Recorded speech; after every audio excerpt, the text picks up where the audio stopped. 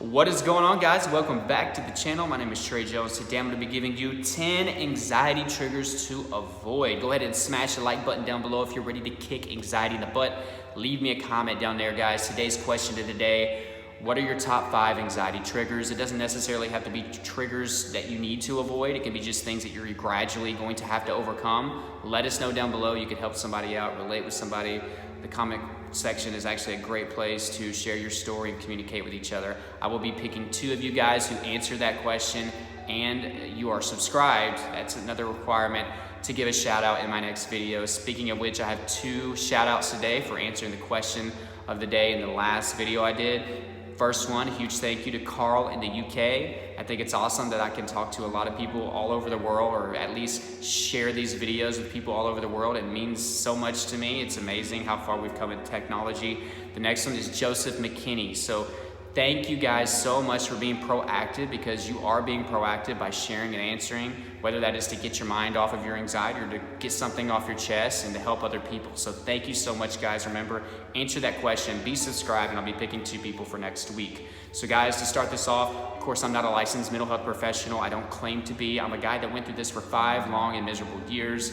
It wrecked my life in every aspect, but I did come out on the other side victorious. It took a lot of hard work, self-love, dedication, consistency, patience, and of course, strategy. All right, I don't consider myself the strongest of all people, but if I can do it, I know for freaking sure you can do it too, okay? So guys, if you're interested with some one-on-one coaching with me, please don't hesitate to email me. It's in the description and in the first pinned comment. We can get that going. I love doing it. It's been so great so far. Tons of great reviews, lots of great results. Had a coaching call this morning. It was amazing. I just love connecting with you guys on a more personal level. This is kind of limited when I'm talking to you through a screen. So if you want to do that with me, please email me. So guys, these are 10 anxiety triggers that you need to avoid. Now, obviously you can't avoid every trigger, right? These are more so unhealthy things that are not going to help you out with your recovery. But there are going to be some things in your life, and I maybe should make a video about this as well, triggers that you can't avoid. Things like driving, being in crowds, not being able to leave your house, being in planes, heights, certain phobias. There are things that you have to get over, right? Going to the doctor. These are things that are necessary to live, right? So you are gonna have to avoid some of these things, and actually some of those things are the root cause of a lot of your anxiety. So overcoming that will be a part of your recovery. But these are things that you can avoid, right? There are triggers out there that you can avoid. Whenever you do these, you're basically self-sabotaging yourself, okay? So here we go. We're gonna jump right into it. The first one's big. I can relate on this, and this is alcohol, all right? I was huge on alcohol whenever I first had my anxiety. In fact, it was before and was actually one of the triggers. But after my anxiety really got into a high gear, the panic attacks, the health anxiety, all the symptoms that came upon me, I started to self-medicate with alcohol, all right? I didn't do like the antidepressants or anything like that. I didn't have a prescription for that yet. So I self-medicated with the alcohol. This became a huge problem for me because it was a crutch. I actually would drink and I would get some quick satisfaction, some quick relief that I wasn't getting in any other way. So I would feel okay, it would numb my symptoms, stop my panic attacks, but it was not worth it, because the next day was 10 times worse. The next morning, not only did I have the dehydration and the hangover symptoms, but I had horrible anxiety symptoms, 10 times worse than I would just on a regular basis. So it was like a trade-off. I would feel good for a little bit, then feel even worse the next day. And also, what was I doing in this time period? I'm just jogging in place, right? I'm not moving forward with my recovery. I was slapping a Band-Aid on an infected wound. Nothing got better for me, and it was downright miserable and led to a lot of depression issues with me as well. The next one is drugs. Now, I know alcohol is a drug, but I just wanted to separate the 2 for this video. Obviously, I can go on and on about the different types of drugs. This is another thing that many people use as a crutch, but in the long run, it's not gonna help you. And guys, these things aren't healthy for you. And if it's not healthy for you, then that could be something that triggers anxiety, right? And not only that, but these things can get you in a lot of trouble. You can develop some hardcore addictions, and I don't want you guys to go through that. So please do not self-medicate for your anxiety. It is not gonna fix the root problem. It didn't for me. Drugs are another one of those. And you know what, guys? Also, it can give you some quick relief, but in some instances, it can give you some quick anxiety very fast, especially if you've never tried any of these things. I know a lot of people use marijuana for anxiety and they've had some great results, but then it's like the other half of people that have used it, it's been a nightmare. And a lot of people suffer from depersonalization or derealization because of it. They had their first panic attack smoking marijuana. So just be aware of these things and just try to realize, is it worth it for you? The next one, guys, is tobacco. This is another thing that many people will turn to, but guys, think about what it does. It raises your heart rate, it raises your blood pressure. It's not healthy. These things can trigger your anxiety. So that's another nasty habit, can lead to, cancer and stuff like that. And guys, if you have health anxiety, doing things that are unhealthy, do you think that's gonna make your subconscious feel like you're actually healthy or make you feel like you're getting better? When you start quitting and getting some of those things out of your life, you'll start to feel a little bit better, like maybe I'm okay, I'm not doing those things, and I'm not as unhealthy as I was. The next one is caffeine. This is a big one for many of you. Caffeine can be very triggering, especially if you have things like panic disorder, and deal with anxiety attacks. It's just a little lesser degree than a panic attack. But yeah, it can lead to that because it gets us jittery, gets us a little shaky, some things that we're already dealing with as anxiety sufferers. And adrenaline's already going in our body, so this can make things spike. Our heart rate can go up. I had quite a few panic attacks after having things like coffee or a lot of soda. And then of course the soda has the sugar in it too. Guys, energy drinks and pre-workouts, please stay away from this stuff. Very, very triggering. The next one, guys, is toxic people, and I'll kind of throw in a toxic environment. If you have a lot of negative people in your life that are bringing you down, that can trigger your anxiety. People that are just yelling at you nonstop on a daily basis. People that are just telling you that you're weak, that you're no good. What do you think this is gonna do for you? It's gonna bring you down. Now, I know some of your situations are a little bit more complicated. You just can't get out of them and run away, but always be looking for ways to kind of get out of that situation, all right? Be proactive as much as you can, or at least try to talk to them and make them understand how they are making you feel, okay?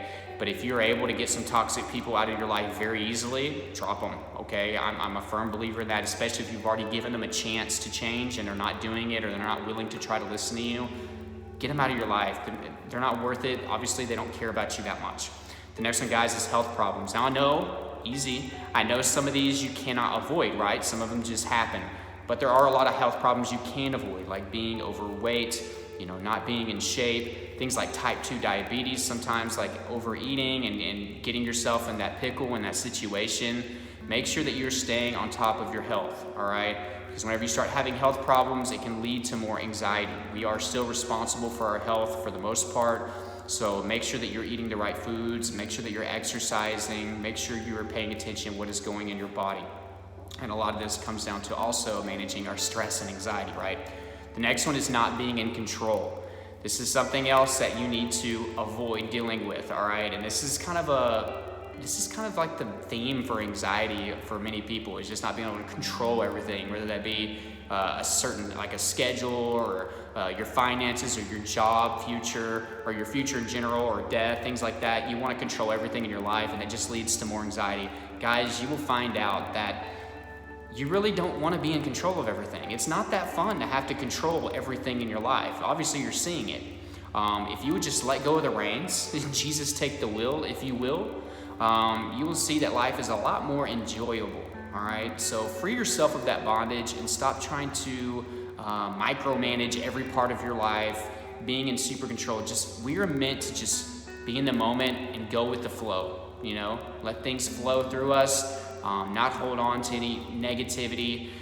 Please, guys, stop trying to control every aspect of your life. I know that's easier said than done. For some of you, that's the biggest problem that you deal with, but always work on that. The next one, guys, is huge, and that is Googling.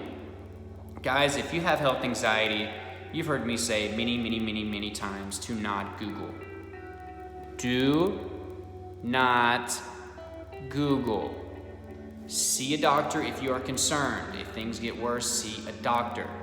If you're Googling your symptoms, all of the worst crap is going to be at the top. That's what sells. That's the most dangerous.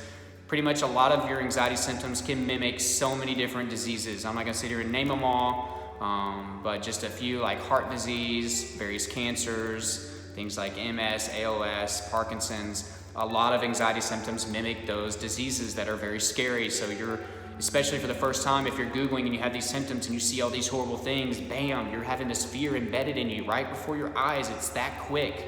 Google can make things horrible for you, all right? So please see a professional. Do not self-diagnose. Guys, a lot of my anxiety started to go away just whenever I made the decision to not Google, all right? I never felt better after Googling, not one time.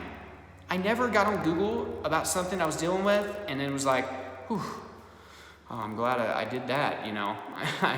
I'm glad I found out I didn't have it. Please don't do it. And a lot of you are gonna Google, and even if you don't really find any negative information on what you're looking for, you'll find a lot of other diseases, all right, that are equally as scary, and you're like, oh my God, I got a symptom of that, a symptom of this. And you're storing this information, all right? So please avoid Googling. You're just hurting yourself by doing it. The next one, guys, believe it or not, too much social media. We are meant to be social in regards to in person. We need a lot of personal conversations with people. We need to be talking, learning, having those relationships. Spending so much time on social media, you're also neglecting a lot of other important things when it comes to anxiety recovery, like getting outside, for instance, exercising, all right, doing some of the mental exercises that you should be doing, things like meditation. Now, I understand a lot of you are using social media for things like this, right? Like your phone in general, for like YouTube, and I think that's great, but I still think you should limit some of that, you know what I mean? Do some of the things you need to do instead of just watching people talk about it, all right? Take action.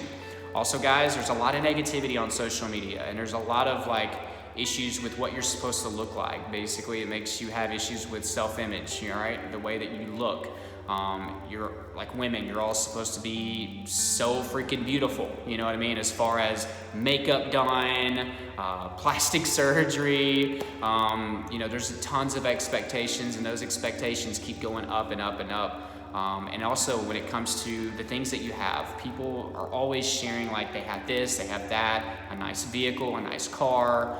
Guys, life is not about those things. Those are materialistic, and you're gonna start to think if you don't have that, or if you don't look like her, if you don't look like this dude, then you can't be happy. And what do you think that's gonna do? That's gonna trigger anxiety, make you feel downright depressed, you know? And I've been there, I dealt with that. I was like, just going through your Instagram, you're like, yeah, wow, must be nice. You start thinking like you don't have much, all right? When in fact you have so much to be thankful for. The last one, but not the least, that's a poor diet. I could make a whole video on 20 different foods or, you know, things that you put into your mouth can actually lead to anxiety, all right? Or at least trigger it.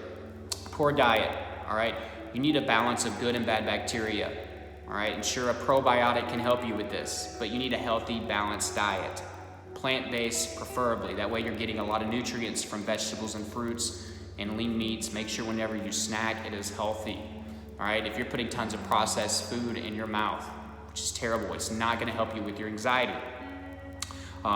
We can talk about the caffeine again. That's something else that you're putting into your body. Sodas, that is not gonna help you with your anxiety. Even things like dairy, all right?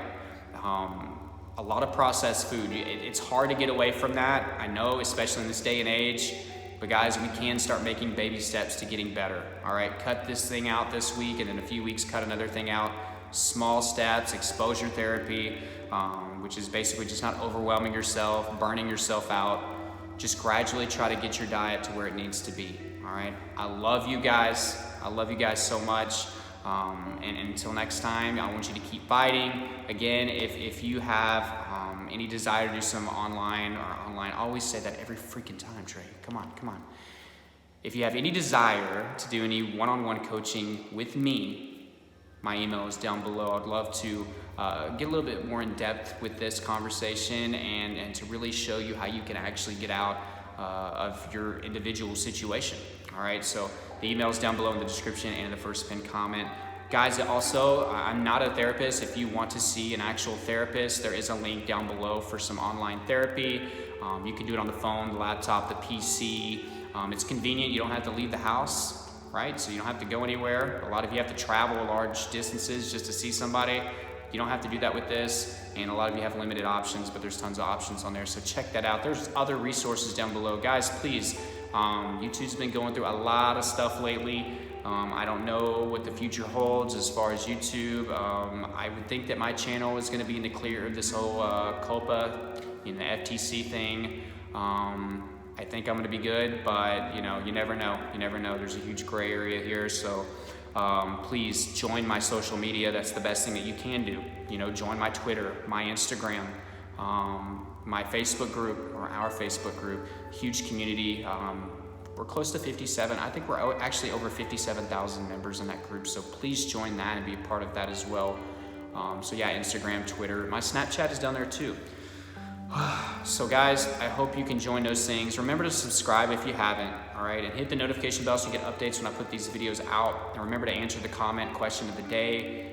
What are your top 5 triggers of anxiety? Let's see here. I know I'm leaving some out. Like this video if you got value, and until next time, guys, I love you all. My tips are down below in the description for anxiety recovery and the things that I did and many others are doing and seeing success with. Talk to you later, guys. Bye.